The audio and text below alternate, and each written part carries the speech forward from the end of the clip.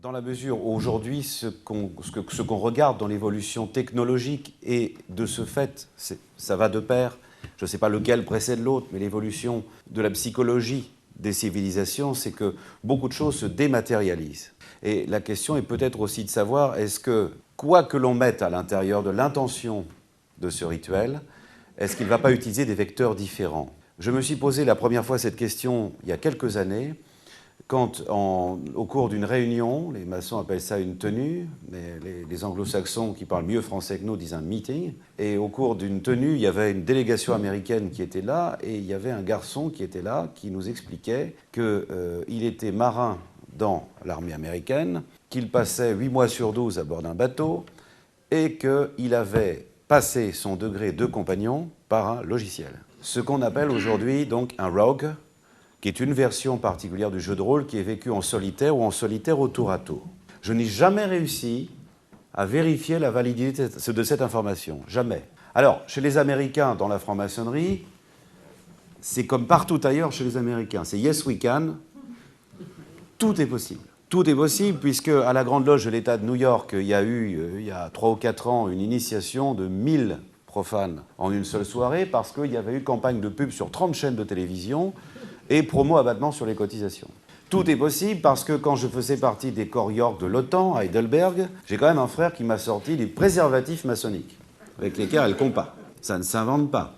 Mais malheureusement, je n'ai jamais pu recouper cette information, savoir si c'était un prototype qui avait été essayé ou si simplement ce garçon m'avait monté, comme on dit en France, une grosse baraque. Cela étant, cela m'a posé question à savoir, et quand bien même si cela était le cas, quelle est la valeur exacte de cela?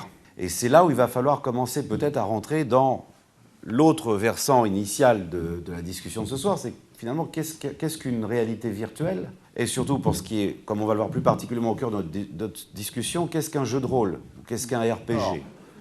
C'est pour ça qu'il y a cette espèce de dépassement du soi, mais avec pour matériau de base toujours ce que l'on est soi. Et les possibilités de sortir d'une façon ou d'une autre de ce jeu qu'est la franc-maçonnerie dépendent toujours de soi, comme c'est le cas dans les RPG, et avec les mêmes limites ou les mêmes illusions de liberté dans la déambulation ou dans la parole, en maçonnerie et en jeu de rôle.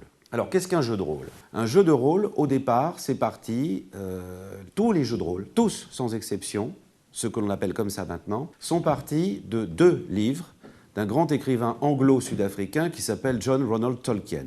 Et il a réinventé toute une mythologie syncrétique très complète. Il est allé si loin du reste dans cette réinvention de l'humanité et dans la caricature de ces monstres et de ces divinités qu'il a même carrément inventé plusieurs langues fonctionnelles de toutes pièces. On a suscité un intérêt curieux auprès de plusieurs générations qui en étaient arrivés à se désintéresser totalement de la mythologie et à qui, en France en tout cas de façon particulière, on les avait séparés du sacré. Nous sommes dans un pays de la séparation de l'Église et de l'État, nous sommes dans le pays du cartésianisme, terme très mal compris, on va dire ça comme ça, et toutes les choses du domaine de l'espérance ont été éliminées de leur champ prospectif. Et à ce moment-là, on s'est dit, bah tiens, finalement, on va pouvoir faire quelque chose avec ça, et ils se sont créés des cercles de jeu, où avec un maître de jeu, on a commencé à incarner un magicien, un chevalier, un dragon, un orc, un elfe, qui chacun ne pouvait pas sortir de ces critères, qui avaient une latitude d'évolution, mais qui ne pouvaient pas aller au-delà de certaines limites, et le but étant, plus ou moins, peu ou prou, de ramener l'équilibre dans le monde du milieu.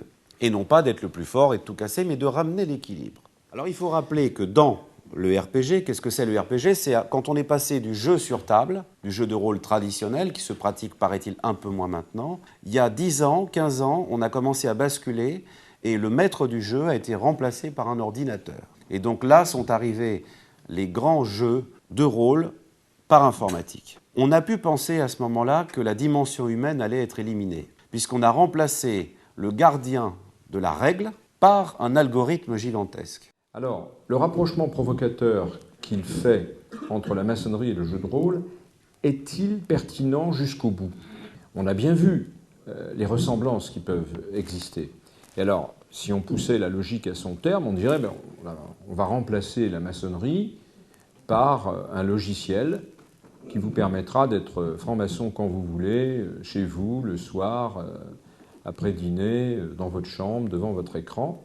Et on pourra supprimer les obédiences, les dignitaires, les capitations, etc.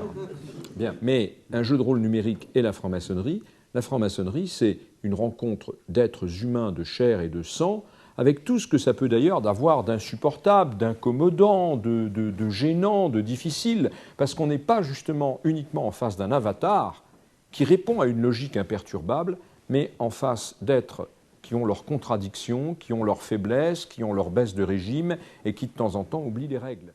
On n'est pas initié, on s'initie soi-même. Voilà, ça, c'est un franc-maçon emblématique qui a dit ça.